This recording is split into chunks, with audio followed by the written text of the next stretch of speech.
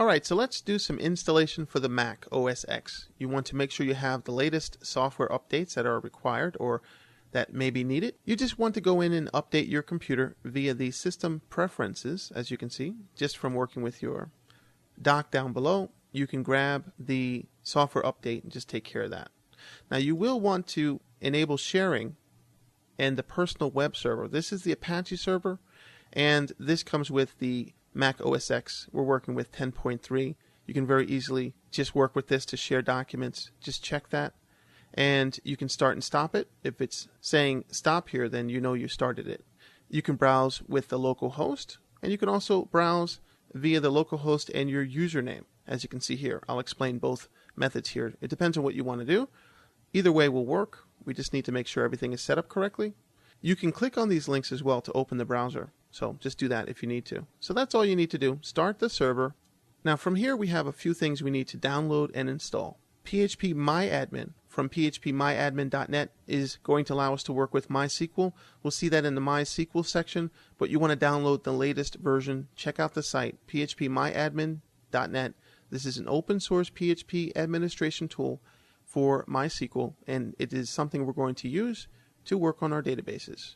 Now, I'm using 2.6.1 here, and then there's a few extra numbers there and letters at the end. Make sure you just read the site and download the latest one that is going to be secure, and then keep up with it. There is documentation as well. MySQL.com, this is where you're going to download the MySQL standard. This is 4.1.0. Again, download the latest stable. And then you're going to have Entropy, entropy.ch. If you go to php.net, you'll see if you click on the downloads for Mac OS X, then you're going to get directed to this site, and the person is kind enough to create the binaries here for PHP. This way you don't have to compile from the source code to compile PHP, the language itself. You can work with PHP 5.03 or 4.3.1 as I have here. You can have both installed, only one's going to work at a time, and this website, entropy.ch, gives a lot of documentation as well as a user form. So go there if you have any questions about this. It's pretty straightforward, but sometimes things don't work 100%. Alright, so when we open these up, you can open them with Disk Image Mounter. You're going to see that we have Entropy down here, MySQL, and then using the Stuffit to decompress this, phpMyAdmin as a folder, which just contains all those files there, all the files that are needed, all PHP files and configuration files that you can check out as you need to. And I'll show you what to do with that. Alright, so after you know that your Apache server is installed, then you want to install MySQL. Very easy. Click on the package to run the installer package. Simple double click. And then if you want your MySQL to start when you start up your computer, which is a good idea, go ahead and double click and install that. It's pretty straightforward, like any program. Check out the README file before you do that, of course. Check it out. Check for anything that might be something that is a concern for you, and then go ahead and install things as you see fit. From there, after that's successful, you want to install the PHP 5 or 4 or both packages. There's online documentation. I suggest you read that. It's not so difficult to read, pretty straightforward. You can just double click on it, install it. It's going to optimize your system, and then everything's going to be in place for you. Just takes a few minutes to do that. No need to restart or anything like that. Alright, so we have that installed. PHP 5, MySQL, and we're ready to do PHP MyAdmin and the Learning PHP sample files, which is going to serve as a website that you can browse. Alright, so there's two locations where we can put our files. In the library web server, you have a documents folder. This is the main Apache documents folder. Now what I did was I right click and I duplicated that, so we have a copy of it here. Copies the folder. That way you can delete everything in here and then just open up your Learning PHP, copy everything from here, select all, and then do an edit, copy, or just drag it and copy it in order to get all of these files in there. You can use the shortcut keys as well and just get them in here up top. Secondarily, you want to bring this PHP MyAdmin folder here. Make sure you're doing a copy and not just a move. You don't want to move those files there. And then that's going to be all set up for you. That's the main local host that's not your user. Secondarily, you can come in here, go to the users, Brian Max, that's the username. You can find your sites right here. And then you can do the same thing here if you want to. If there's any files here, you want to delete them or move them, etc. And then you can see that's going to be set up.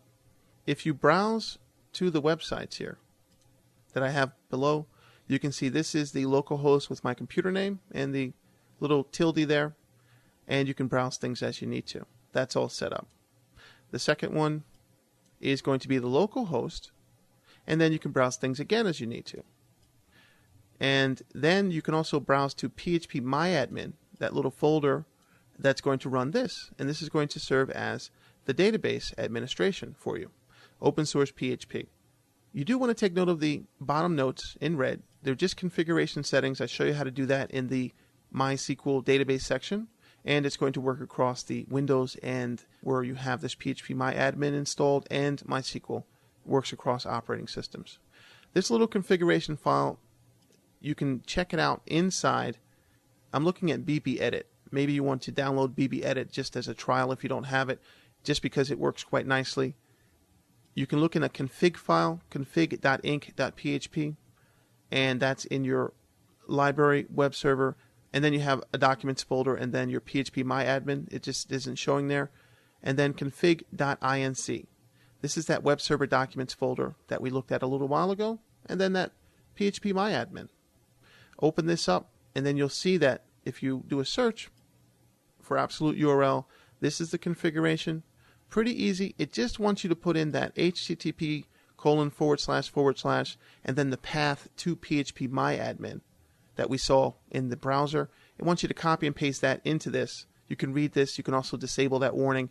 It doesn't have to be set, but if you run into problems, you might want to set that. So just do that as you want to. And this is not really a big deal, but it's really going to be auto-detected. But if it's not auto-detected, then you want to put that in there. So just put the path from the browser directly to this phpMyAdmin that we saw when we're looking from the browser here. Keep that extra slash in front as well. And then when you refresh after you save that page, everything's going to be in place for you. And you can see this in the database section.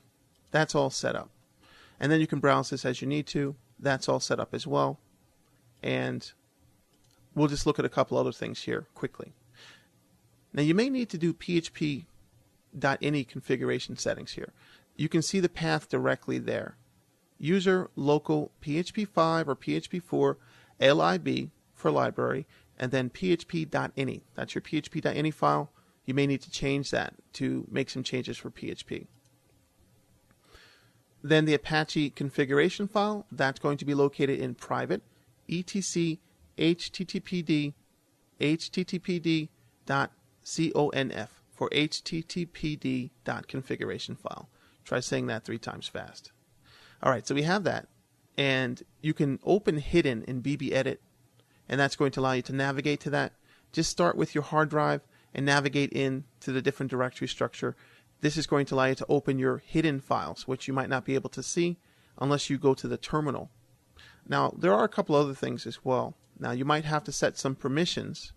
You might have a couple permission problems. If that happens, there's just 2 little files that you need to worry about. These 2 files here. We'll go back in BBEdit so it's more clear, more visible. And we'll just open them.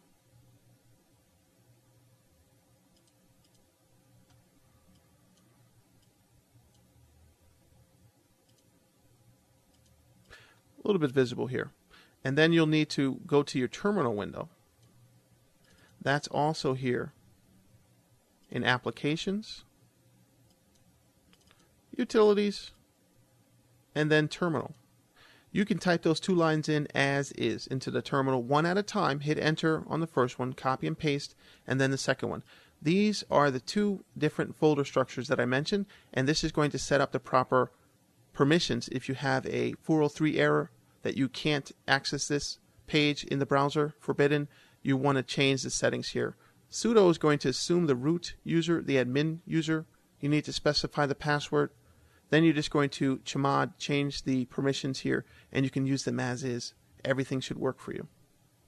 and do it one line at a time, hitting enter in between. And long story short, we're all set up. So you can see that it's not so difficult to get things started. Some things might come up in between, but I would recommend that you just check out the websites and check out the user forums at the particular websites, and they give you a lot of tips and tricks on how to get this rolling and working as you need to. But this is going to get you set up, and then you're going to be able to work through the example files.